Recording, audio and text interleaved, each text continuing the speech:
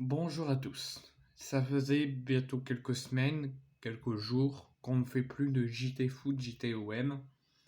On va le refaire aujourd'hui. On va reprendre notre habitude. C'est la reprise des championnats nationaux, Ligue 1, Liga, Serie A qui vont bientôt reprendre, la Liga qui a déjà repris, la Belgique qui va reprendre, la France qui a repris. Tous les championnats vont démarrer tout doucement à reprendre. Donc on va bien sûr reprendre aussi nous et on va reprendre notre JT Foot JTOM. Comme la saison dernière, il y a des moments où je vais faire un JT Foot JTOM, il y a des moments où je vais faire que un JTOM, vous verrez bien. Mais aujourd'hui, il y a des choses à dire dans le foot et à l'OM. Concernant le JT Foot, c'est une première information que vous la prenez comme vous voulez. Il y en a que ça va les intéresser, il y en a que ça va pas les intéresser. C'est l'information qui vient de tomber il y a moins d'une heure, il y a 40 minutes. Cristiano Ronaldo devient la première personne au monde dans le football à atteindre les 600 millions de followers sur Instagram. Donc voilà, c'est une bonne information à avoir. Vous la prenez comme vous voulez, ça vous intéresse, c'est bien. Vous en parlez avec moi, ça vous intéresse pas, c'est tout. La deuxième information que je peux vous donner, c'est une très mauvaise nouvelle pour l'équipe de Carlo Ancelotti et pour ses supporters. Après la très grave blessure de Courtois, du jeune Arda Güler qui n'a même pas eu le temps de faire un match, qui s'est déjà blessé à l'entraînement, et lors du match du Real Madrid hier, Eder Militao, le Real Madrid a déjà, rien qu'au début de la saison, déjà 3 blessés dans son effectif. Thibaut Courtois s'est fait une rupture des ligaments croisés, je crois. On l'a vu avec la grosse bande qui entoure toute sa jambe. Il est forfait pour quelques mois. On ne sait pas si sa saison est compromise, mais il est forfait pour quelques mois. C'est pour ça que le Real Madrid a tout de suite été recruté l'ancien, donc maintenant gardien de Chelsea, Kepa Arrizabalaga, qui va être numéro 1 cette saison au Real pour remplacer Thibaut Courtois. Arda Güler, le jeune qui est considéré comme une pipite au Real, qui s'est grièvement blessé à l'entraînement, qui n'a même pas eu le temps de faire un match, qui va déjà rater le début de saison et quelques mois de saison. Et Eder Militao, qui s'est grièvement blessé hier et qui va lui aussi manquer plusieurs mois de compétition et qui s'est fait une rupture des ligaments croisés. Donc deux joueurs qui se font une rupture des ligaments croisés et donc le Real Madrid enchaîne les coups durs et déjà 3 forfaits rien qu'en une journée de saison jouée. Troisième information que je peux vous donner, je vous en ai fait une vidéo, donc maintenant qui est considéré comme l'ancien sélectionneur de l'Italie, Roberto Mancini, à un an jour pour jour de l'Euro 2024. Roberto Mancini a fait part auprès de la fédération italienne qui ne veut plus être le sélectionneur de l'Italie et qui a donc déposé sa démission au sein de la fédération italienne de l'Italie, qui a confirmé cela dans un communiqué, qui a accepté le choix de Mancini de démissionner et qui va tout de suite se mettre en marche pour, pendant les 1 an qui vont suivre, trouver un nouveau sélectionneur. Quatrième info que je peux vous donner, qui restera à prendre avec des pincettes jusqu'à la fin du mercato d'été, parce que tout peut encore se passer. Kylian Mbappé devrait bel et bien rester au Paris Saint-Germain. Je vous l'ai dit, il a réintégré le groupe professionnel de Luis Enrique aujourd'hui. Son avenir est encore compromis. Sa présence lors des matchs est encore compromis. On n'a pas d'informations. Mais les informations qu'on peut avoir, c'est que Kylian Mbappé ne devrait pas, sauf retournement de situation jusqu'à la clôture du mercato, ne devrait pas être vendu cet été. Kylian Mbappé serait en train de changer d'avis sur son choix de rester ou de partir suite au beau mercato réalisé par le Paris Saint-Germain. Plusieurs journaux sportifs disent que c'est aussi suite au départ de Neymar, mais ça j'y crois moyen parce qu'ils sont souvent potes ensemble dans la vie actuelle, donc je pense pas que c'est à cause de ça, mais je pense que les journalistes ont raison en disant que Kylian Mbappé a changé d'avis par rapport au mercato actuel fait par le Paris Saint-Germain. C'est pour cela qu'il a décidé de ne pas quitter le PSG cet été et d'y rester. Et l'attaquant français pourrait même accepter de prolonger son contrat jusqu'en juin 2025. C'est pas encore fait, sa présence lors des matchs est encore compromise, son avenir est encore compromis, mais le PSG est optimiste jusqu'à la clôture de la fin du mercato d'été pour persuader Kylian Mbappé de signer un nouveau contrat avec assurance dans 1 an qu'il puisse quitter le Paris Saint-Germain. Ensuite, ce que je peux vous annoncer ici, aussi, c'est la surprise hier du Bayern Munich qui jouait la finale de la Super Coupe d'Allemagne. C'est chaque saison, chaque année, avant l'entame de la saison d'Allemagne en Bundesliga, à chaque fois, il y a une finale de Super Coupe d'Allemagne. Si je ne me trompe pas, l'année dernière, c'était Bayern Dortmund. Cette saison, c'était Bayern Leipzig. Et le Bayern, à la surprise générale, s'incline lourdement 3-0 avec un triplé de Dani Olmo qui offre la coupe à le Bayern. À Leipzig, pardon. Une nouvelle information que je peux vous donner, c'est qu'hier, le PSG a eu en moins de 30 minutes plus de 97% de possession. C'est la première fois que ça arrive dans le championnat de France de Ligue 1 et même dans le football actuel. Mais le PSG a terminé avec 70% de possession. Mais après ce match, est devenu la première équipe à réaliser plus de 1000 passes sur un match de Ligue 1.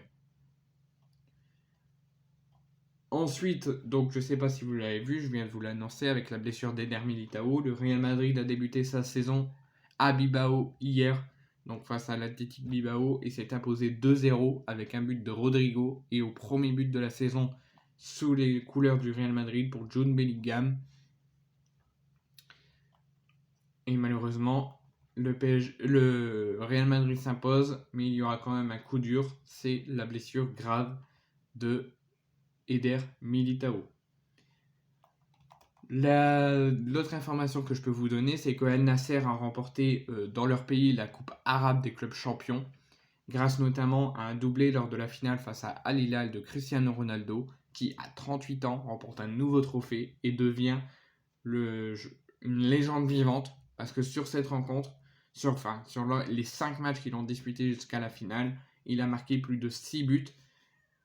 Il gagne le trophée de meilleur buteur du tournoi et il offre à 38 ans la Coupe d'Arabe des clubs champions à Al Nasser. Je vous l'ai annoncé tout à l'heure avec le succès du Real Madrid face à Bilbao et la blessure de Thibaut Courtois. Kepa Arrizabalaga, c'est officiel, ça a été confirmé par Fabrizio Romano, va très prochainement, dans quelques heures, s'engager officiellement au Real Madrid et devenir le numéro 1 cette saison pour remplacer Thibaut Courtois qui s'est grièvement blessé au niveau de la jambe. Nouvelle information toujours dans le JT Foot, Tottenham qui joue actuellement a désigné son capitaine pour cette saison, il s'agit d'Hung-min Son. Et l'information que je peux vous donner également, c'est que Harry Kane, pour ceux qui n'ont pas été au courant, a signé pour plus de 100 millions d'euros, a quitté Tottenham et s'est engagé au Bayern Munich. Et a pu jouer contre Leipzig lors de la défaite 3-0 hier. Et enfin, pour la fin de ce JT Foot, le FC Barcelone a pu inscrire Ike Gundogan, donc l'ancien milieu de terrain de Manchester City qui a signé cet été au Barça, a pu le déclarer apte à jouer dans la Liga, l'a inscrit et pourra évoluer cette saison en Liga. Ensuite, concernant le JTOM.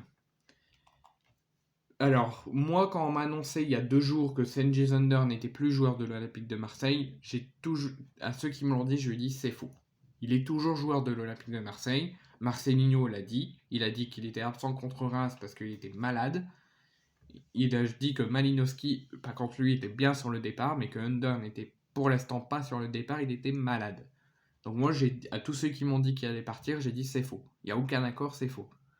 Finalement, j'ai revu derrière, il y a eu bien un accord pendant le match contre Reims, il n'a pas été sélectionné. Il y a eu un accord entre l'OM et Fenerbahçe. L'OM a autorisé Under de se rendre en Istanbul et d'avoir un accord avec Fenerbahçe. Avant de se rendre en Istanbul, il a eu l'accord, donc il y a eu accord Under Fenerbahçe, OM Fenerbahçe et Under OM. Et il est arrivé cette nuit à Istanbul où il va passer dès aujourd'hui sa visite médicale ainsi que, si tout va bien la visite médicale, sa signature de son contrat.